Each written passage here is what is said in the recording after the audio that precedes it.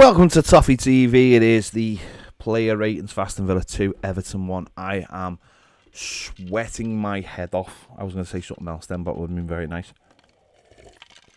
It's ridiculously hot in this tiny room with lights on and everything else. So I will be as quick as I possibly can because I am roasting. It is the player ratings. Disappointing defeat. There you go. We move on. Jordan Pickford made some good saves today, especially in a couple in the second half. Although his kicking, again, was a little bit off. Everton were trying to get up the field, having to be precise. Not great when you've got two, three smaller players up there. And like last week, his kicking was a little bit off again, which didn't help at all. If you want to, trying to get us going in the final third, the kicking needs to be a lot better. But all round, like as a goalkeeper, not terrible, but his kicking has got to be better. I've given him 6.5. Mason Holgate, I thought he was pretty solid again. Quite composed. I thought he should have had a penalty at the end of the first half. I thought he was brought down in the box. I thought it was, to be honest, I thought it was a cast iron penalty. I think sometimes when they look at these VARs, they're not looking at where it's like they go, oh, there's a VAR, I'm looking over there, and I haven't got time to look over there, and forget about that, because that to me is a nailed on penalty, by the way. But there you go. I thought he was solid. Thought he had a decent game. I thought he was good when he came on last week. I think playing in a 3 suits him. It closes down a lot of the space that I think sometimes he can lose players in. Yeah, I thought he was fine. I've given him a 7. James Tarkowski, I think he did all. I think in the main he did all right. Although certainly for the first goal, I think he should have been quicker getting out. I think there's an element of that for the second goal as well. I think he should be quicker getting out to the player, being in the face a little bit quicker. Although Decore let Coutinho run and then not get into the space, I think Tarkowski allowed Ings to get too much of a turn on him. So I think, but in the main, him and Cody, I think did fine. I've given them both 6.5. I think they both won a lot of headers. We were quite solid off set pieces. We looked to have a threat in the other end, although we never made the most of that.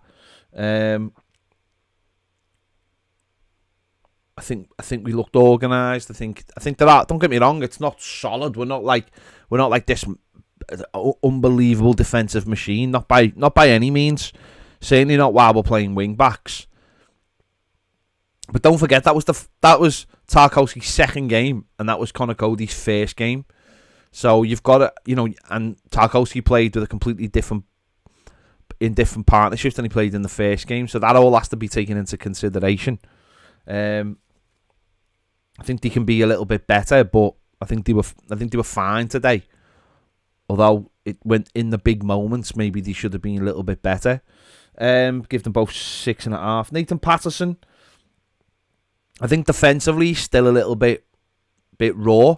I want to see him in the final third. I want to see him attacking players. I want to see him getting higher up the pitch and causing damage and getting balls into the box. And I think hopefully that'll all come. Don't forget, this is his second game in the Premier League as well. Don't forget that as well. That's his second game in the Premier League for Everton Football Club, for anyone. He played 12 games in Scotland. He has to be given time.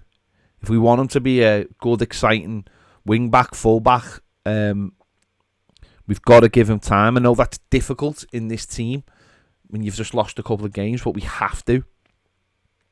I still think there's plenty more for him. And as I said, with 2 better midfielders, I think he can get higher up the pitch. I think with Onana and hopefully Garner, maybe, or another, he can start getting higher up the pitch because the midfield can cover more ground. I think that's a main part of having 2 midfielders in there who can get round the pitch. So I've give him a 6.5. Michalenko, I thought he was poor today, if I'm honest. I thought his touch was poor. I don't think he defended particularly well. I don't think he got up the wing particularly well. I thought he was pretty poor, to be honest, today. He's a bit of a hit and miss player at times. Gives you everything, but I think that you need a bit more than that at times. Give him a 5, and I might be being generous there. I do think he was. Thought he was poor. I think offensively, he's not really offering enough to me in the final third. So I've give him a 5. The Corey obviously went off with an injury. Yeah, should have done better for their goal. Has let the lad get a run on into the space. I think he should be covering the space in the box. He should be faster back. Then he picks up the injury. Give him a 5. I imagine his place will be taken by Onana next week, and maybe we'll have another one in, hopefully, to fill the role as well, possibly. But obviously he wasn't on the pitch for long today. Iwobi, I thought he had a great first half. Really did. Was our only positive in the first half. He was all over the pitch. He was breaking things up. He was getting us going. Played one brilliant ball into the box that Damari Gray should be smashing into the back of the net. No question about it. He was anything good we did in the first half. It came from him switching, passing from one side to the other. Just everything. He did fade a little bit in the second half a couple of times. Maybe wanted too much time on the ball and give it away. But I thought genuinely for most of the game he was our best player, and he's starting to enjoy life at Everton and enjoy life in midfield. He's not someone I would have saw in the 2, but and maybe with another one on there that will completely free him up and he can start to get on the ball and try and open teams up, because we just don't seem to have anyone like that at the moment. And that might mean a slight change in formation or the players, certainly one of the players ahead of him, if not all 3 of the players ahead of him, being dropped. But I thought he did well today. I've given him 7.5. I thought he was probably our best player. So fair play to him. The front 3, well, I just thought they were abysmal today. Dwight McNeil, still not quite sure why we bought him. Still not quite sure what he offers. I don't think he's got any pace. I don't think he's very creative. I think he's massively left-footed. We'll have to see what happens. I'm not writing him off by any means, but yeah, he doesn't fit into a team like today because he just doesn't have the components to play in there. I'll give him a 4. I thought he was really, really poor today. Anthony Gordon, I thought was shocking. I thought he was shocking last week. Players seem to think he's unbelievable. People seem to think he's unbelievable. I don't see it. I just don't see it. I think he's good. I think he works hard. I think he runs around a bit, but there was one moment in the first half where he took on a few of their players, and I think beat 3 of their players and then underhit the pass. I think that's him in a nutshell. I think he's got to massively improve, or if someone came in with a big offer, I'd get rid of him. Seriously. He throws himself on the floor in times when he doesn't need to. So he's always referees would always look at that and think, there was one in the first half where Mings puts his arm across him, and it's a foul. I don't care what level you're playing at, it's a foul. But he holds his face and he goes down on the floor, and the first thing the referee looks at is, well, he didn't touch it in the face, did he? So it's not a foul. But it was a foul, as far as I'm concerned. It was a foul because he put his arm across him. He stopped him by putting his arm across him. So it's a foul, but he holds his face. He's got no... I said this last season, and he's got no end product. He doesn't score goals and he doesn't assist. You need to have an end product if you're going to be an attacking player. You need to be dangerous. You need to be making things happen. You need to be running at people and making and committing them and putting the ball across the box. Listen, he's come through the ranks and I appreciate that. But there's too much expectation on him, I think. And then that leads to people going, well, God, he's not very good, is he? Or is he very good? There's a player in there. It has to be brought out in the right way. But he's got to be part of that by... It's like he thinks he's the end finished product, and he's not. He's a million miles away from the end product. Million miles away from the end product. Because ultimately, and I'm quite consistent on this, I say this quite a lot, what I want from my attacking players is goals and assists, and that's it. I'm not asked about anything else. I'm not asked if they don't work hard. I'm not asked about anything. When people used to moan about Lukaku and go, well, he doesn't run the channels, like, puts the ball in the back of the net. Puts the ball in the back of the net. You know, people might, you know, if Dominic Calvert-Lewin's putting the ball in the back of the net and he doesn't do a million other things, I don't care. Attackers put the ball in the back of the net, or they help someone put the ball in the back of the net. And our front three at the moment just don't look like they're capable of that. I've given Gordon a 4 as well. I genuinely believe in these first 2 games he's been dreadful. And I think people have to realise that and not... Listen, he's a kid and he's got time, but we have to manage him right. I don't think he should be starting games for us. I really don't. He's got lots of potential, and I think the manager and the coaches have to get that out of him in the right way. They might have to sit him back down on the bench and go, right, last 20 minutes, like, get out there and show these what you've got. There might be ways of how you tease that quality, but I'm not seeing that quality at the moment. I'm just seeing a player who runs around a bit, gets on the ball, and generally doesn't finish. Like, I know it's not about assists. It's about chances created. I don't think he makes chances. We need players out there who are going to score and make chances. And it's the same with Damari Gray. Damari Gray in the first 2 games has been woeful. Absolutely woeful. That ball from Iwobi that come into the box, that should have just been in the back of the net. First touch in the back of the net. Absolutely first touch in the back of the net. And it's not. It's take a touch or whatever. It's not good enough. And they're our front three. That front three should never ever be our front three ever again. They were abysmal. And they were abysmal last week. But because they run round a little bit, people go, oh, didn't they do well? I mean, there was a video going around last week. I thought it was embarrassing of because he run to 4 people. So what? So what? Get me fit. I could do that. Genuinely get me fit. I could run round the pitch. Get anyone fit. Pick a kid off the street. Running around a bit isn't what wins you things. Running around with quality wins you games of football. Making goals, scoring goals, that's what wins you games of football. Running around a bit doesn't. Are our expectations so low that running around a bit is going to do the job? No, we need players in the final third who are going to stretch the opposition, pick up the ball and commit them. And none of those 3 players did that today. And they didn't do it last week either. So they need to be legged out the team. It's as simple as that. Get better players in, or leave maybe one in, or change. But you can't have those 3 as your front 3. You just it's nonsense. I think the manager got it completely wrong today in that terms. Completely wrong by thinking you can do that. Poor. I thought all 3 of them massively poor. The subs, I actually thought the subs all did well. I thought Tom Davis was fine. I thought he made some really good tackles. Listen, he wasn't amazing. He was in there to defend. He was in there to break up the play, and I think he did that for the most part.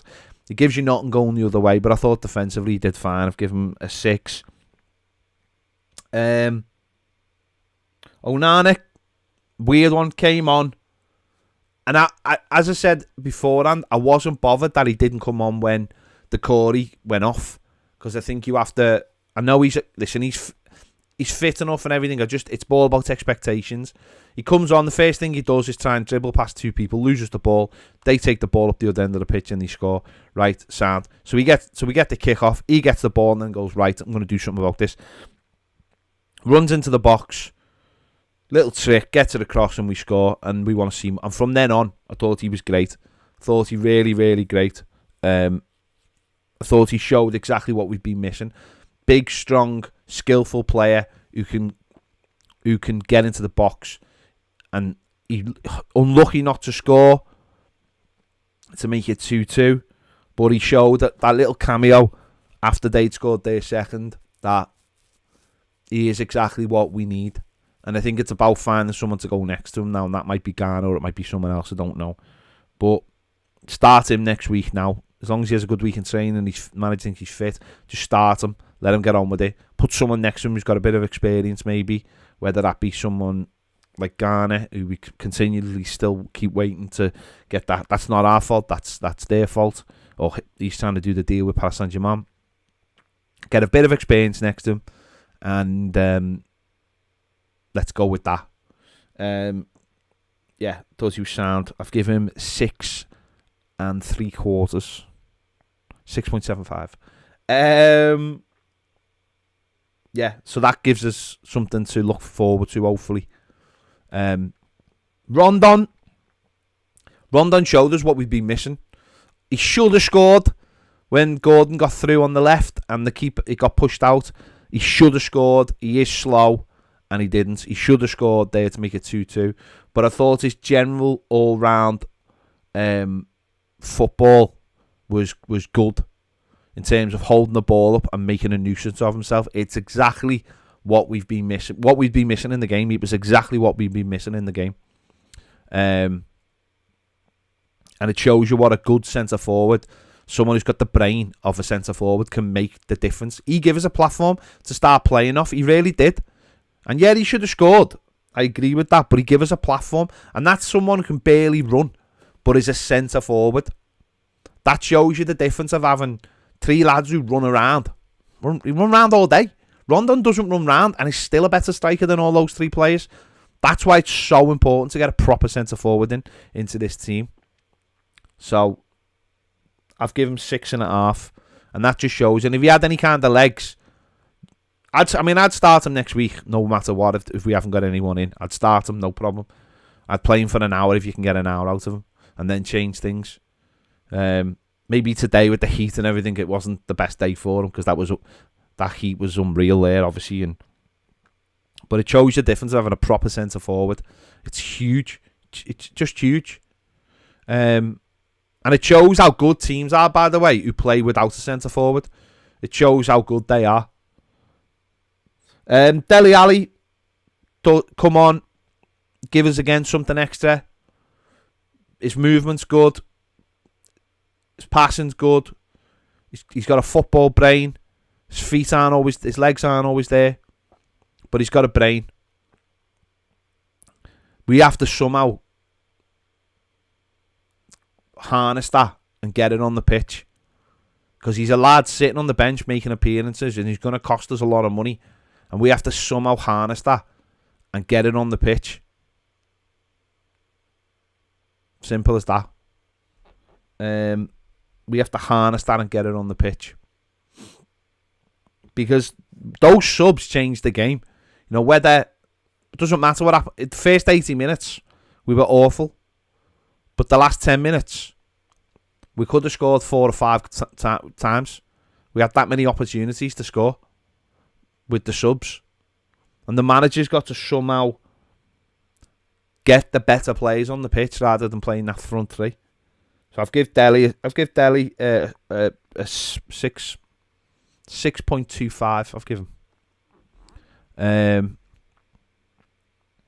So we have to be able to find a way of getting our better players on the pitch. I think Dele would be a better option than one of those front 3, because they're just dreadful. They don't know how to play a centre forward. It's as simple as that. They're starting to do it. Gordon's a kid. He hasn't got a clue how to play that position.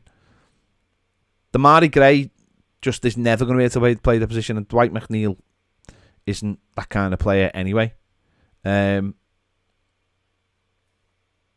I agree. For 80 minutes today, we were certainly in the Villa half, we were terrible. In our half, I thought we were fine. But if you haven't got players at the other end who can help, who can help you keep the ball at that other end, then what are you going to do? So there you go. Villa were dreadful as well. Villa were dreadful. And that's what. I don't know if that makes me feel better or worse. Villa were dreadful. They're not a very good side, are they? They'll be absolutely destroyed by many a team this season. But We're obviously not good enough to do that ourselves. But let's see what happens. So there you go. They're my player ratings. We'll see what happens next week. Big game against Forest. Got to make sure we have better players in and we have a centre forward. So because this can't drag on of like, oh, we've got this long left to the transfer window. We have to sort it out now. There needs to be an urgency about this because it's clear that those players can't play in those forward positions. So there you go. Thanks for watching. If you haven't watched my instant match reaction, make sure you do. Make sure you check out Baz's videos as well. I'm going to lie down in a very, very dark room because it is just 1,000,000 degrees. So thank you for watching, and I'll see you all later.